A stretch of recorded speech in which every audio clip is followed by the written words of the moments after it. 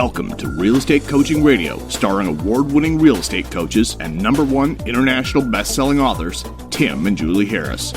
Real Estate Coaching Radio is the nation's #1 daily radio show for realtors who demand authentic, real-time coaching. Get ready for fluff-free, unfiltered, full-strength honesty about what's truly working to get you into action, helping others, and making money now in today's real estate market. Now to our hosts, Tim and Julie Harris. 3, 2, 1. Okay, we are live, and we have a really fun show for you guys today. Julie and I have a lot of really great things to share with you that hopefully you guys will be feeling energized and motivated by. I realize that we have to often provide a magnetic pull away from the precipice of bad news, and that's what we're going to be doing on today's show. Now, we're not, ever going to meander down the mindset path because that's frankly a bunch of mental fluff that gets you nothing. It's kind of the caffeinated hit that wears off after 2 seconds. Our philosophy of life and business, and certainly our coaching program, is always rooted in action. That's the end of the day. That's the only thing that's going to make the difference. It's not what you think. It's not what you feel. It's what you do and the people you help. And so we're going to, live that mission with all of you today. So, Julie, welcome to today's podcast. Yes, thank you. I think we do have a lot of fun, exciting, upbeat things to share, which I've been very much looking forward to. So ready to start when you are. Do you want to start with some of the not so fun and upbeat droll news? Just so we can stay consistent? There's always that. Well, the good news is that there's more PPP money that should be signed into place today, about $310 billion worth. Remember, the first round was $359 billion, and it took a little bit less than 2 weeks to eat all of that up, and that was before there was a lot of press about it. So I would expect this to go very quickly. Other good news is some of you guys have been fighting with your banks whether, what kind of fiery burning hoops they want to send you through because they feel like it. If you have a PayPal account, you can apply for the PPP using PayPal, and it is vastly easier, maybe take you about 10 minutes or so. Right, and to get a PayPal account, it's nothing. It's super simple to do. Yep. But that seems to be the fast path to getting a PPP in the front of the line because a lot of these banks honestly seem to be adding overlays to the process for no particular reason. They don't know what they're doing. Is the end of the day. I think they're just freaking out trying to protect their money, and well, it's not if even they their can money. Say no, well, right, their liquidity, I would say. It's not even their liquidity. Yeah. It's the SBA's money. All they're doing, Yeah. the banks get paid a commission just for doing the loans, but the problem is the banks themselves don't have the staff to necessarily do the loans. They're so But anyway, moving forward. But not PayPal. I would imagine PayPal can totally handle that. So. It looks to me like they're doing the whole thing electronically. You and I logged in and looked at their whole process. So it's pretty awesome. Leave it to a tech company. But and there they you go. didn't ask for anything weird. They actually had a very functional platform. So if you haven't done it yet or you're having trouble with your local lender, then go that route. We actually did. I personally did 3 or 4 PPP applications with coaching clients. So they didn't know what to do, and I just literally, screen shared with them, and I told them what to say and went through the whole process. So I've been through the process personally a number of times, and it's not difficult. So you have no excuse is what we're telling you. Yep. Definitely go the PayPal route. And remember, for the PPP money, it starts out as a loan, but then it converts to a grant if you follow their relatively simple rules. So I would guess that none of you will end up having a loan that you have to repay. So take full advantage of this, guys. And whatever the government's going to offer you, in whatever form they're going to offer it to you, the answer is always yes. Yes, please. Thank you. May I have more? Yes, that's right. So take it all. This is not you standing in the food line. This is not you doing anything that's taking something away from somebody else. This money is literally never going to be repaid. The government's never going to pay back the trillions that it owes to, by the way, mostly itself. So don't worry about taking the money. This is all the sort of moral, I guess what you'd call them, conundrums that a lot of us experience with the idea of taking money or taking any kind of handout is irrelevant with this particular thing because it's not the same. All right, other things. We are looking, are there any other headlines you want to read, Julie? I sent you a bunch in your work. There's one that says housing demand may have started to bounce back from the coronavirus impact. Pending home sales, a measure of signed contracts not closing. Signed contracts are about 32% low annually now, lower, but week over week change in pending sales turned positive in the past 7 days. Then pending sales rose 6.2% week over week, ending about April 19th. So that's good news. And we had anticipated a little bump as things become a little bit more open. So pending home sales, let's see, again, 32% lower annually, but pending sales up 6% week over week. So that's what's going to happen, and it's kind of, I think all of you guys can sort of intuitively figure this out, is there's going to be some kind of pent-up demand reprieve, basically, where the sales are going to increase. We do think, well, I mean, they're going to increase from what they are now, which is very low, but I think they're going to increase to the point where people, and I mean people being you guys, but also people being consumers, are going to start to feel, they're going to start feeling good again financially, but they're absolutely not going to return to anything that feels normal until there's either a vaccine or there is some sort of therapy for the coronavirus. And until that happens, everything's basically going to be in this abnormal state. So just mentally and emotionally, if you set yourself up, as we're all starting to come out of our forced, quarantines, don't set yourself up to think you're going to walk back out and everyone's going to be the same. It's not going to feel the same. And if you're, not emotionally prepared for that, you're going to really burn it at both ends. So be very, very careful about that. We're in the new abnormal. And we're going to talk about this with a couple listener emails. The way you basically position yourself in this marketplace to really essentially fully take advantage of what's going to happen next is that you have to get your skills, you have to increase your skill set. You have to know how to solve multitudes of problems for different kinds of situations. And for example, now when you walk into a seller's house, generally speaking, you have your listing, well, I mean, many of you don't have a listing presentation, but if you have a listing presentation, your pre-listing pack, you have a system that you followed all the way through the boom, but guess what? Hardly any of that's going to be relevant in this market because their needs are going to change. Their concerns are going to change.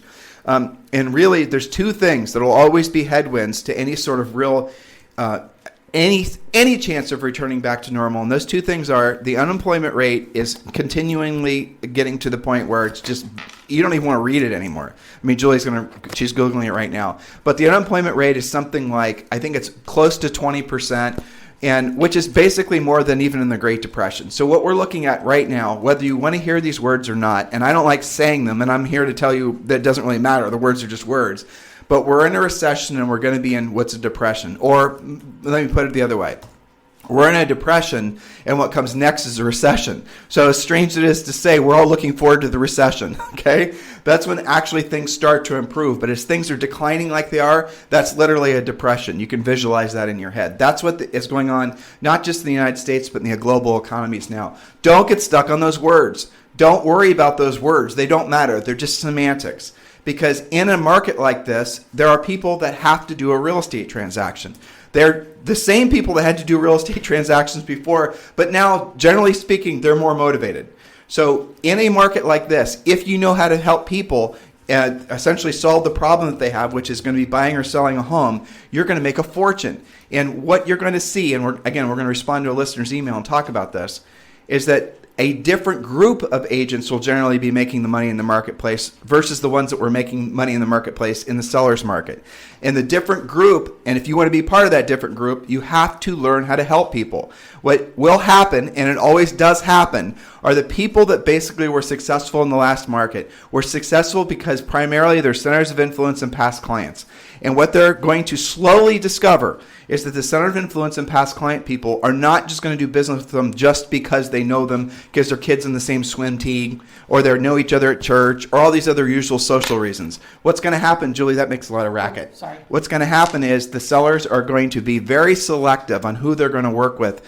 And if you can't solve their specific group, their specific problems, they're not going to do business with you. And even more so, if your business was predicated mostly on center of influence and past clients, in other words, people that you're friends or you're friendly with, and they're having financial problems or they're having marital problems that usually follow financial problems, they're not going to want to do business with you because they're not going to want you to know about their dirty laundry. Do you guys understand why even the most successful agents who have centers of influence and past clients-based businesses, do you see all the headwinds that they face, listeners?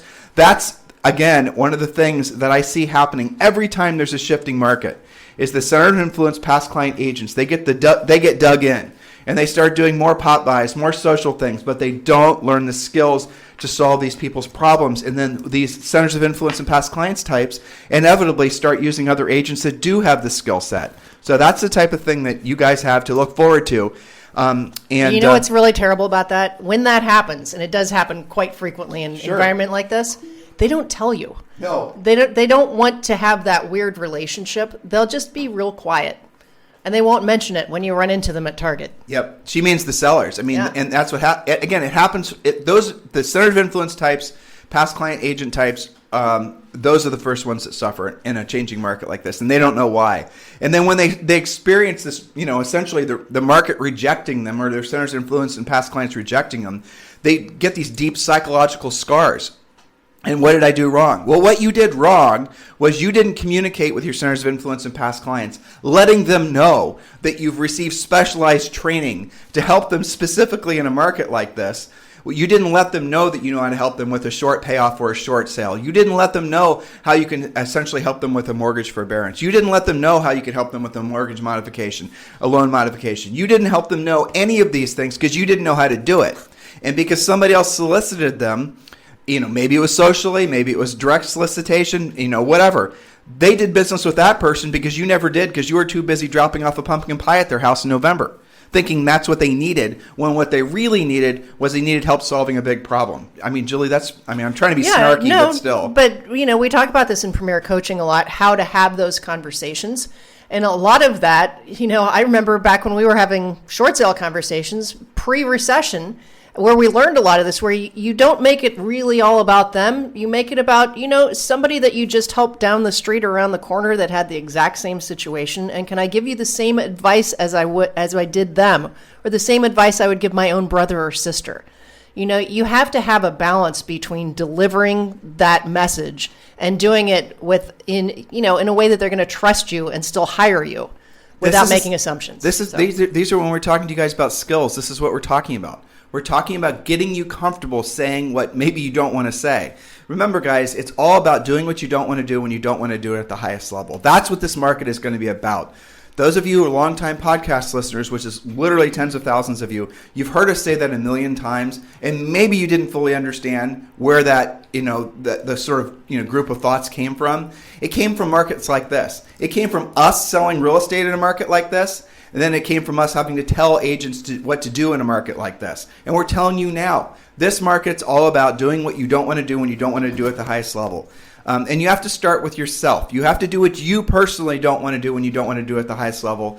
How many of you guys have actually grabbed hold of the free coaching program that we're offering, calling Premier Experience? How many of you are actually logging in and using all the content that we're creating for you? Now, it's just it's not even close to our normal Premier Coaching program. Don't think it is. I'm not giving that away no matter what. Okay, but it is a free coaching program that we did create for all of you to help you guys have an educational bridge out of the hole that many of you are going to find yourselves in. If you're not yet in that coaching program, just text the word survival to 31996. And when you do, you're going to log in. You're going to be, send an activation text back. You're going to activate your account. You're going to log in. You're going to go to the tab that says Premier Experience, a tile basically. You're going to click on it, and then you're going to see all the information how to get the forbearances, all the information how to get the SBA PPP loans, all the information how to get unemployment, all the information about all the things that you must do now to build your own financial lifeline. Don't just start. Some of you guys, so frustrating, to be honest with you, it is. The word is frustrating.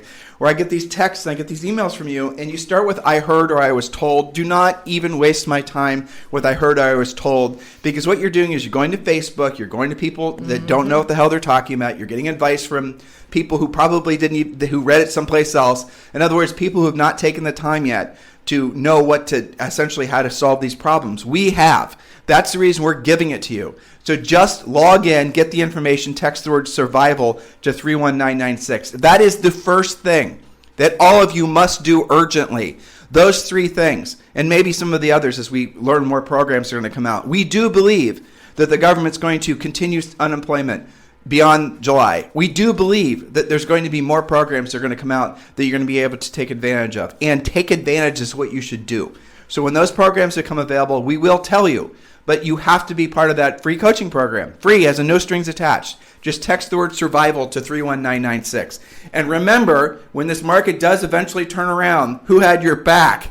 Right? We did. So make sure you just do everything we ask you to do. Otherwise, you guys won't be in real estate at the other end of this. And inside that free coaching program is our essentially a 3-part report that we did. And it's called the Ultimate Agent Survival Guide. The first part is called Personal. The second part is called Protect. And the third part is called Profit. You're not going to get to the Profit section until you basically make sure you've shored up the personal section. It's the old put your own mask on first mentality. So please do that. Julie?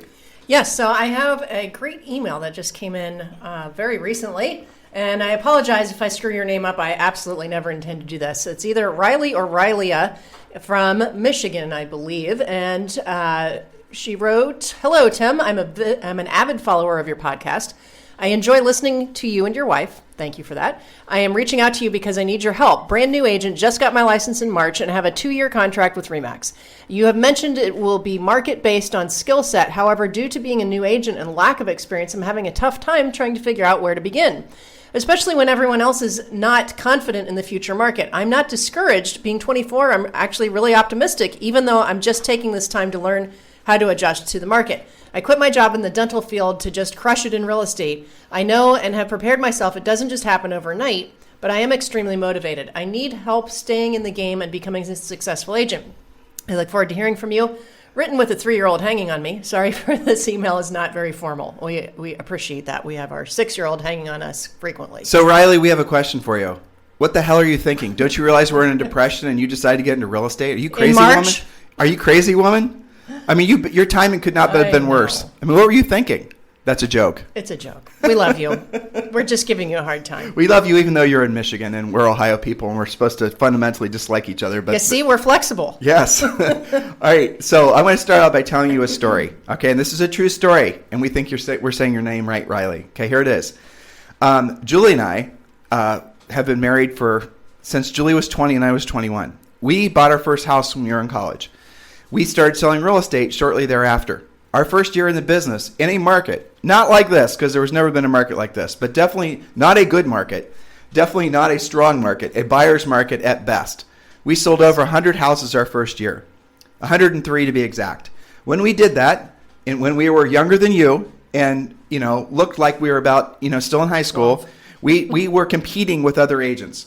Most of the, if not all the business that we took, we were taking because we had no center of influence in past clients. Nobody gave us any business. We had no family members in real estate. We had no legs up. We had no home runs. We had just a bunch of series of base hits. That's what we did, 103 base hits, which is what you should focus on as well. We didn't even know about BPOs then. So all of our money and our sales came from just doing transactions. And every single deal we did was competing. Not a single time did we have a single easy. Well, no, that's not true. A friend from high school, the first listing, Carl. Yes, we had a lucky day. And other than him, 1 out of 103 was lucky. And his was hard to sell because it always smelled like beer because he liked to make beer in his house. Not to mention a triple roof and beams in the basement. You can't even make it up. How the house was not easy to sell. No. All right, but moral of the story with what we're trying to tell you here is we had to learn how to compete on the job. We had no coaching program. We had no mentor. We had nobody trying. There was nothing like there is now. There was no internet, Riley. Can you imagine that? A world without internet? You're 24. No, you cannot. Okay? So this is back in the old times. We used to write contracts on cave walls. Practically. You had to sign with your hand. Using a rock. Using a rock, right? But to be truthful, the MLS wasn't even online yet. No. Remember when people freaked out about that? MLS books. Anyway. Yeah. Okay, so we digress. That was a little bit too far, though. Yeah. So the reason I'm telling you this is because since then, we, in our real estate career, which lasted, a decade, we always sold between 100 and 200 homes per year. And then we sort of accidentally got into the coaching business because a whole bunch of other reasons that I won't bore you with.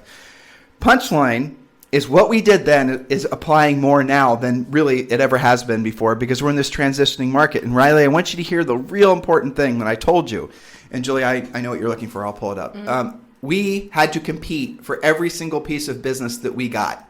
Nobody gave us anything except Carl, that listing Julie told you about. Everything other than that, we had to work for. And you have to do the same thing.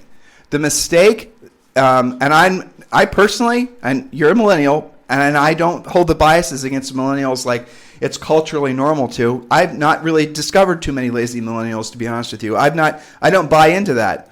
I personally, I think the millennials that are coming up, the people I talk to that are in their 20s and 30s, I very rarely am not impressed with how they think and how, they have this sense of not wanting to screw around that is the older you get or when we're dealing with people, frankly, that are Julie and I's age, they have this mindset, what would it be, Julie? Malaise that they have to cut through. Millennials, a lot of them. Well, analysis paralysis. Yeah, having to get out of their own way, taking too long to do it, having to do more research. Right, younger people, and I think it's because a lot of the people that are our age have been brainwashed for decades and have gone through this whole, mindset movement thing, and they've normalized it to the point where they think it's like it's the way you have to think, like you have to have passion to be successful, and all these other touchy-feely things. It makes it almost impossible for them to ever be successful because they can't see through their own mental malaise. And that's what definitely happens. But when I deal with folks your age, I don't find that, generally speaking, they're anything other than observant and urgent, and I appreciate that. So the reason I'm telling you that is because you have youth and you have hopefully energy and enthusiasm on your side. Motivated, yes. So here, and Julie, you didn't get this part, but I'm going to read what I wrote back to her, okay? Yep. Okay, this is exactly what I wrote. I'm going to even read it with any typos I may have put in. Hi, we are going to respond to your email on today's show, and we may use your name just to make you queasy. That's right. All right. Here's what the answer will be. Okay. You're in Michigan. There are loads of expireds. Number one, you're in Michigan. There are loads of expireds. Learn how to pick up the phone. Learn how to sell. You have to develop skills. I think, Riley, you've been clear on that if you listen to the show. Number two, I told you to do BPOs and give yourself a financial base. So I'm going to talk about BPOs because this is relevant to all of you. This is so important and so critical, and I want you guys right now to text the word BPO to 31996. Just text the word BPO to 31996. BPOs are going to give you a financial floor. We've done podcasts on BPOs before. It's what every single one of you, no matter how financially well off you think you are, why you need to do it. Because the BPOs will give you, essentially, if you do 3 a day and you do it 7 days a week, or if you do 5 a day and you'll do it 5 days a week, will give you a financial base of $5,000 a month. And an average BPO, once you know what you're doing, it's going to take you probably about 30, maybe 45 minutes to do it, start, and then you can ratchet it back as you get more experienced at it. A BPO, a broker price opinion, is in essence what is an elaborate CMA. BPOs are ordered for a whole variety of reasons. BPOs generally pay starting at about $50, and depending on what you're doing and depending on what you ask for, sometimes they pay over $100. Okay? I just gave you the facts. Every single one of you need to be doing BPOs, but here's the problem. We've been saying this now consistently, as directly as we could, since essentially the wheels came off the wagon in early March. What are we discovering? Not very many of you are paying attention because you're all telling yourselves you'll either wait around to see if Julie and I were right, you're going to wait around to see about what's going to happen next in the economy and housing, or you're just basically hoping and praying that somebody on a white horse is going to ride in and save your financial future, neither of which are going to happen. Oh, and the third fantasy that some of you guys are enjoying is the belief that somehow there's going to be a bounce back and everything's going to be quote-unquote normal again. None of those things are true. You guys have to realize that the government is only going to be able to give you a lifeline, and eventually that's going to break, and you're going to be having to essentially stand on your own 2 feet again.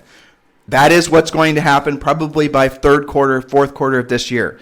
These programs, even though they'll still be offered, are probably not going to be as easily obtained, and more important, they're probably going to not be so lucrative, because the unemployment, for example, in some cases is overpaying, or people can earn more on unemployment than they can working, and that's going to create headwinds to people wanting to go back and work.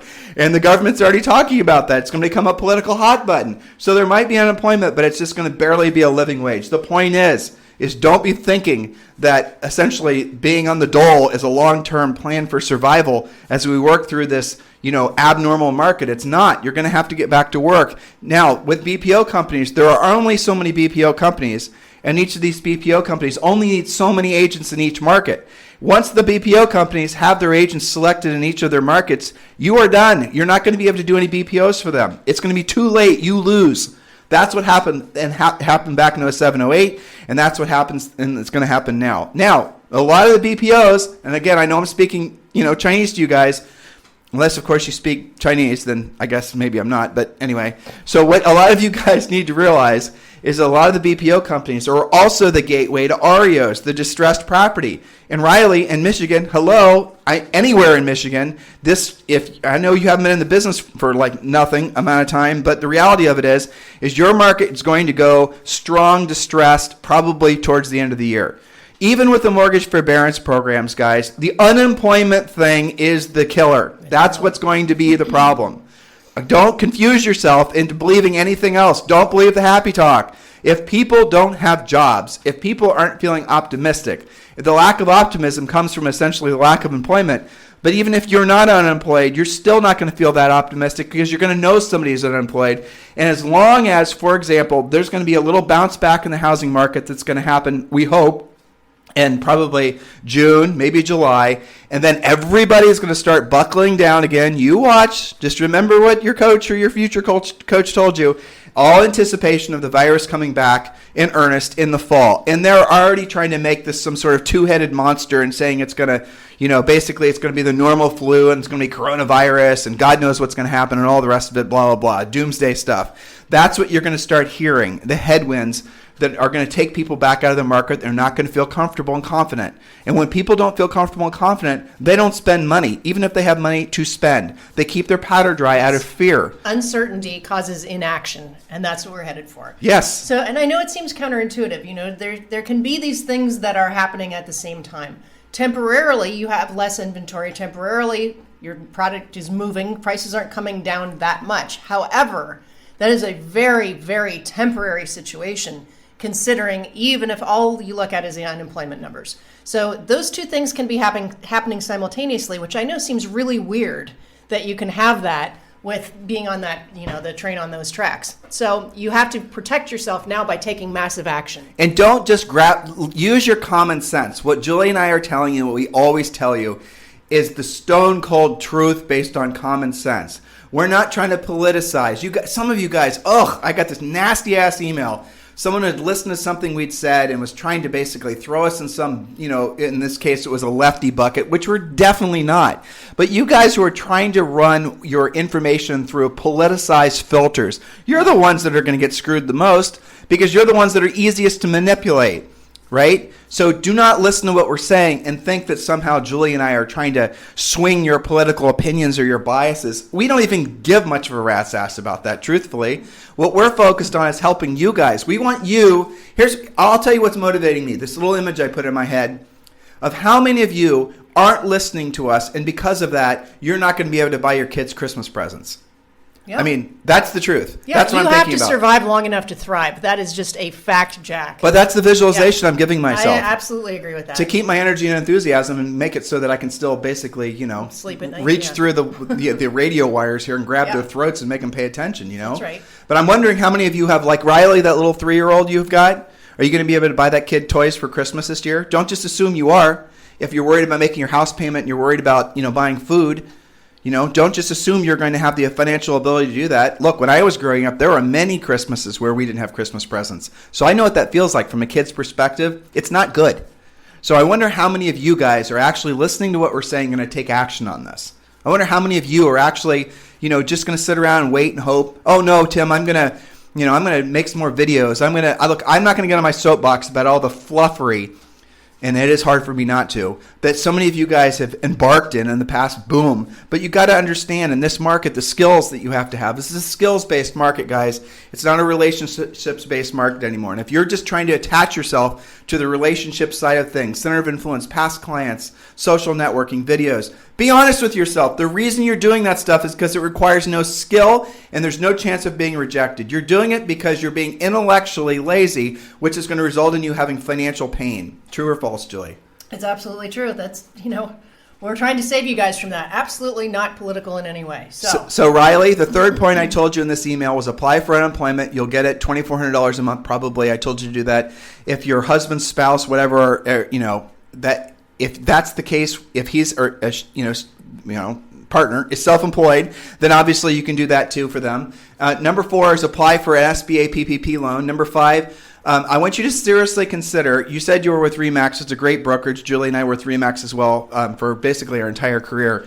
But we want all of you guys to consider looking hard at what your broker options are. That's the other thing. Someone, again, I get these emails all the time. They're asking me about helping them. Where do I cut money? And then they were talking about I'm spending money on this, I'm spending money on the other thing. And they weren't even focused on the two things they were spending the most money on because they didn't think like this.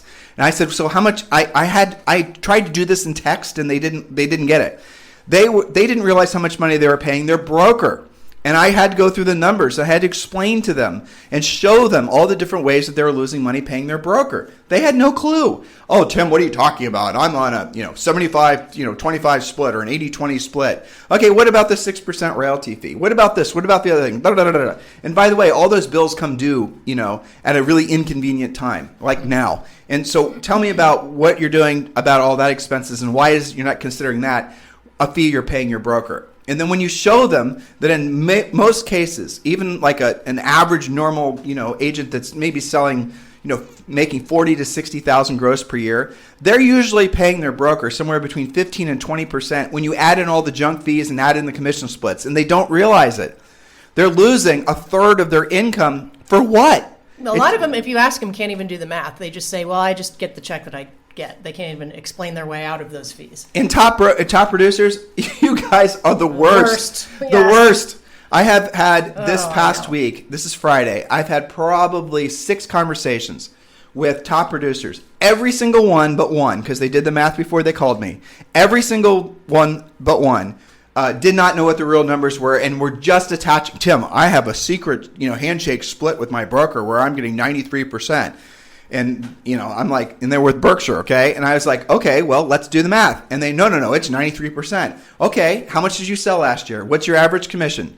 They fortunately knew both of those because the information was in the MLS and they had a spreadsheet. Then I did a little math. I said, this is how much money you made. Now, what was your 1099 or what was your, how much money did you actually make? And then I figured out what percentage it was. And it sure as hell wasn't what they thought. Okay? There's no 7%. Every single time, you guys don't realize how much you're overpaying. So if you want to know the easiest way to put more money in your pocket after, frankly, you've taken advantage of all these government programs, the quickest way is to move to eXp Realty because you're going to end up paying less and they give you multiple streams of income. And if you're a broker, you guys know what's going on. Most brokers in the country have less than a 3% margin. We have coached and mentored and trained many brokerages over the years. Unless you have huge scale, and I mean like a big national brand, and frankly, you're a franchisor, unless you're somebody who's really big, you're not making any money in this market. Matter of fact, you're having to earn money from your sweat of your own brow, broker. You know who I'm talking about, you, just to keep the lights on in your office. You're literally working to give agents a place to work. You have essentially formed a welfare state in your own business. You are running a nonprofit. You're running a nonprofit. Congratulations. Now you know what it's like. Okay, that's the truth. Does that make sense? Do you think, brokers, that's going to get better or worse over the coming months, if you had to guess? How about the coming years? Oh, I get it. You're believing in a V-shaped recovery despite the facts that there is not going to be one. Even the big proponents of the V-shaped recovery from 2 months ago are now saying, best case, it's going to be a U-shape, and now everyone's saying it's going to be an L-shape. I'll give you guys a quick education in economics. An L-shaped is called a depression and a long-term recovery. That's what pretty much everyone is conceding to that it's going to be.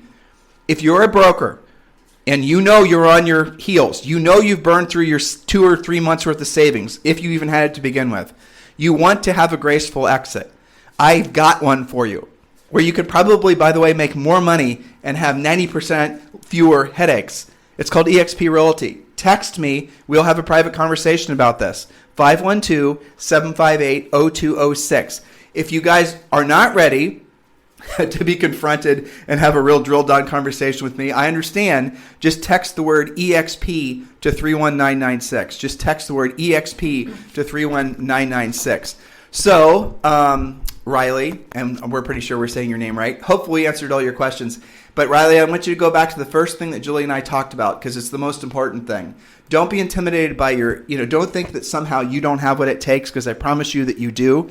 And here's the thing that's counterintuitive, but getting your real estate license now, getting into the business now is actually an advantage because if you had gotten in the business, 2-3 years ago when essentially everyone was just using their centers of influence and past clients, and the sellers were just basically choosing who to sell their houses and the buyers who to work with based on relationships, you would have had a lot more work because you don't have any of those relationships going for you. You would have been at a huge disadvantage. In a market like this, what happens is the top producing agents oftentimes are not the top producing agents at the other end of a market like this, because they did not want to call their centers of influence and past clients and tell them the bad news, because they did not learn how to tell them the bad news, how to have tough conversations with their sellers. They did not learn how to have tough conversations with their sellers about lowering their prices. They don't know how to overcome the objection that any buyer has about, why should I buy a house now? I don't want to catch a falling knife. They didn't learn the skills because they were so dependent on the one thing, which is centers of influence and past clients, and they never learned to back it with any real skills. So Riley, your time is actually perfect. Timing is perfect, provided you absolutely drill down and learn what other people won't learn. And when you do what you don't want to do, when you don't want to do it at the highest level, you will have ever-increasing long-term levels of success. Julie. Yes, so for example, a colleague of yours, Benjamin Millian, this is right off of our private coaching members Facebook page. Good morning, everyone. I'm Benjamin. I'm a new realtor with eXp Realty. Just like you, Riley. But Benjamin's in Orlando, Florida. I got my license a month and a half ago. I've closed 2 deals so far, and I'm closing another one on the 30th. Hope to learn from everyone here. So welcome to Benjamin. You are in good company, Riley. So Benjamin's taken action. He's involved with our coaching. He's on the Facebook page. One of the things that we do in coaching is we celebrate your victories together, and we highlight what caused those victories so you can learn and recreate from each other.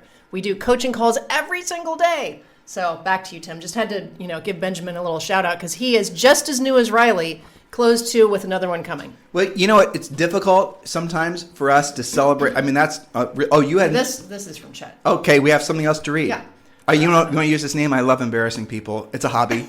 This is a good thing, so he won't be embarrassed. Okay. This is from one of our elite coaching clients. We have different levels of coaching, of course, and this is from one of my clients. I does a great job with handwritten cards. And this one came to me. Julie, thank you for all of your help. I appreciate your guidance and commitment to your students through good times and strange times. I'm thankful to have someone like you in my corner, wishing you and your family safety, health, and prosperity in the rest of 2020 and beyond. Best, from Chet. So thank you for that, Chet. And thanks for being a great coaching client that takes action. And you just told me Chet put how many in contract? This was after the celebration of just closing his latest one. Right in the midst of what happened in March. So one of the things Chet did, I thought this was great. He took a picture, he's using it on his just sold postcards, of him with a face mask on, crawling out of a crawl space during a home inspection during a world pandemic, showing that, you know what, we're here to help you, we're going to get the job done. So he didn't give up. And you know what, I got to say, that deal that Chet did was not the easiest thing in the world, and persevered right up to the day of closing. It had weird issues and still got it done. Right. What do we have any other emails to read? We always have some, but those were the ones I had queued up. Okay, and as far as the headlines and whatnot, make sure you guys are just reading our main website, timandjulieharris.com. We love your emails. We love your feedback. And what I was going to say before, Julie, is it does feel kind of like, when so many of our coaching clients are really doing fantastic right now. Yes. They're making more money. Some of them have their best quarters ever. That's right. Because, and that sounds crazy, but we have so many coaching clients that have been with us for years, in some case decades. And they were already doing the things that they didn't want to do, and they didn't want to do at the highest level. They already had developed a skill set. And now there's this big vacuum in the marketplace where the marketplace desperately needs agents that know how to solve a multitude of problems. That's right. And most agents, oh my gosh, I'm starting to see this again. The absolute insanity of some of the things you guys think. I went into a seller's house. This is one I responded to. I went to a seller's house. The seller, had the description of why the seller had to sell was an absolutely motivated seller. So they had to sell their house. The agent decided, and this was a newer agent, obviously I could tell by how they were thinking, or at least an agent that did not have a lot of skill, if I'm being direct. The agent got into some sort of, mental fisticuffs with the seller about pricing the house. Now, I want you guys to think about this. We're in this weird transitioning time. The seller's feeling under a lot of stress. The seller has to sell the house in this particular example and learn the difference between a motivated seller and learn how to ask questions, know what the seller's financial situation is. But based on just reading this thing on Facebook, the seller was motivated. This agent because they couldn't get the seller to lower their price based on the initial list price of like 30 grand. This agent pridefully rejected the listing. The agent was bragging on Facebook with a whole bunch of other agents saying, that's right, you showed him. No, that's dumb. You don't do that. That's called dumb. That's called career and financial suicide. What you need to learn instead is what to say in situations like that, which is going to be all of the situations like that in a transitioning market. If you do not have the skill set to essentially work with sellers that are going to essentially take adversarial positions against you, and some of you have taken listings in the past 10 years, how hard was it to price? You overprice it by a little bit, put it in the MLS, and it sells with multiple offers. Those days are over. Maybe they'll come back, but I think they're over. They're over probably. There's going to be a little boom that we're all going to feel when essentially the country starts, coming out of quarantine. But after that, it's going to come back. I promise you, it's inevitable. It just makes sense. So you're going to need to learn how to price. But the agent thinking that it was a win for them to reject helping a seller that had to sell their house because somehow they were standing on some moral high ground about pricing was insane. Yes, if they have to sell, you have to help them.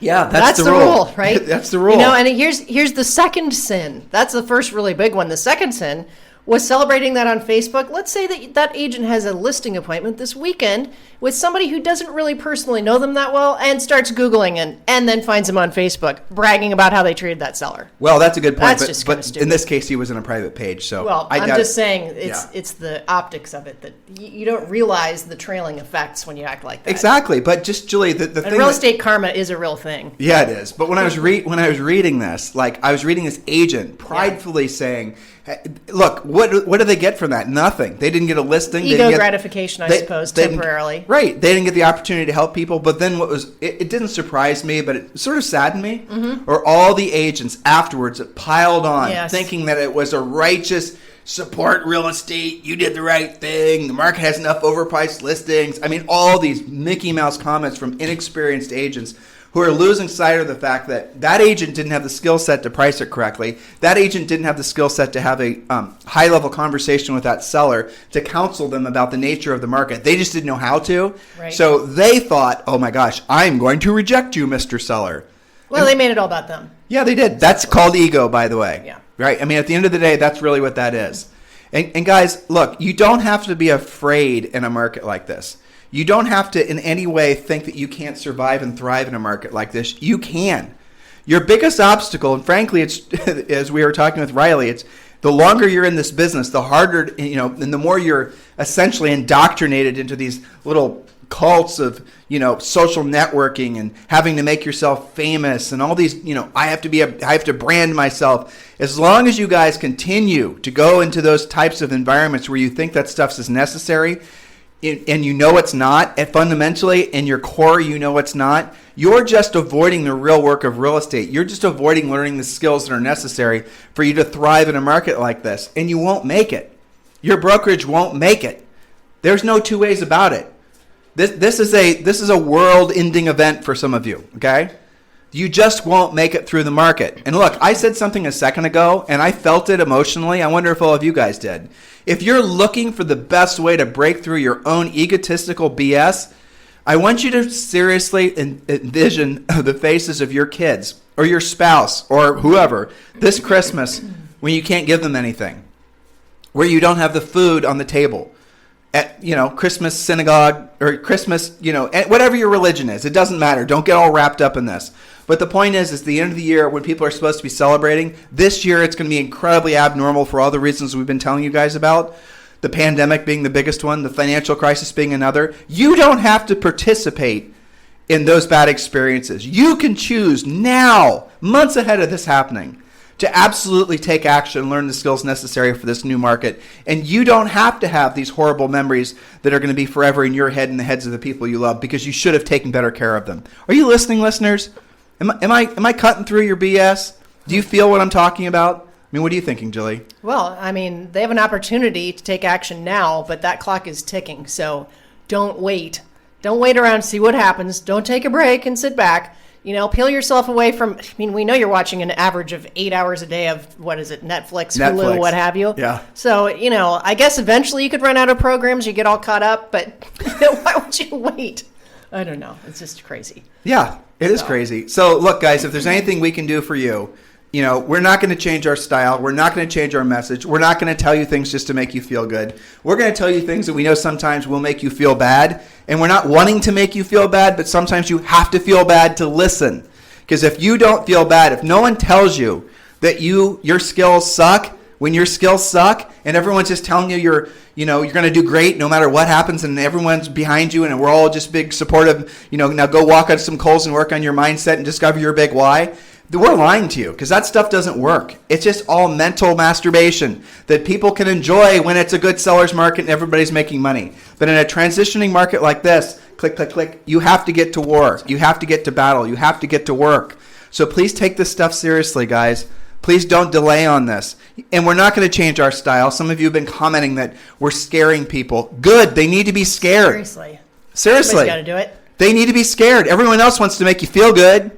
Go to those people if you want to feel good. Come to us if you want to hear the truth. Well, here's the thing. You're going to feel good when you've taken care of your income for your family. Yes. Okay, so a miraculous thing happens to your mindset when you've got a lot of income coming in. It kind of takes care of itself. That's right. You have to earn your freedom to, quote, work on your mindset. You're going to have your problems. Don't make finances one of them, okay? Yeah. There's going to be headwinds in all of our lives. We're all experiencing this together, but don't make your finances one of them. Making your finances a problem compounds the other problems by 1 billion-fold. It'll make everything worse. Having more money makes everything better. There's no aspect of life that does not become better the more money you have. And any of you who believe that's not true, it's because you've never had money before. Trust me when I tell you, coming from a kid that was a very poor kid, that having more money is vastly better than being poor. There are no upsides to being poor. No benefits whatsoever. There are no special attributes. It's not sustainable, first of all. Well, sure it is. People make a lifestyle of it. Well, I suppose at some point you just accept it, but I guess that's a different philosophy. Yes. So guys, listen, take action on these things. If you are ready to move to EXP or at least want to have a real important drilled down conversation about what needs to happen in your brokerage, your team, and it's urgent because it is urgent. We're essentially into month 2 here, and you know as well as I do, a lot of you guys are running out of money. Text me directly, 512-758-0206. If you're EXP curious and you're just wanting to essentially, learn what there is for you to learn about it, see if it's a good fit for you, just text the word EXP to 31996. And I'm going to give you another one. Every single one of you, Riley, need to be learning how to do BPOs. So text the word BPO to 31996. Text the word BPO to 31996. And the first thing we told you guys about is how to get into the free coaching program where we give you the Ultimate Agent Survival Guide. Text the word survival to 31996. There it is. We've given you guys lifelines. We've just told you what to do. We've given you 45 minutes of hopefully education. And examples of people who have had that success. Right. Education, motivation. Now it's up to you guys. This is the purpose of our podcast and everything we do. Educate you, get you into feeling motivated because now you know what to do. But ultimately it comes to the third word, which we always say to you guys, which is getting you into action. And if you're not willing to do that, then there's no point in you being educated. There's no point in you, essentially acting like you're motivated because you're not going to do anything with it. If you need to channel something that's going to force you into accepting the fact that you're going to have to do what you don't want to do and you don't want to do it at the highest level, visualize the image I gave you about the holiday season and essentially you having severe scarcity in your life. Visualize that. Oh, Tim, I don't want to visualize it because I'll create it. No, not visualizing it means you're going to create it. So do yourself a favor. Experience, even for a second, the psychological pain of what that level of failure would feel like and see if that doesn't scare you straight because it will for most of you, okay? Hopefully this helps you guys. Hopefully we're on the right, messaging you guys in such a way that you'll listen to us. Listen to all of our past podcasts at timandjulieharris.com, on Stitcher, over on iTunes. Thank you for continuing to make this the number one listened to daily podcast for real estate agents in the nation. God bless all of you. Have a fantastic day. This program has been a presentation by Tim and Julie Harris, Real Estate Coaching. For more information on our real estate coaching and training programs, visit our website at timandjulieharris.com. Remember to tune in weekdays at noon for upcoming shows. And until next time, thank you for listening to Real Estate Coaching Radio with Tim and Julie Harris. This podcast is a part of the C-Suite Radio Network. For more top business podcasts, visit c-suiteradio.com.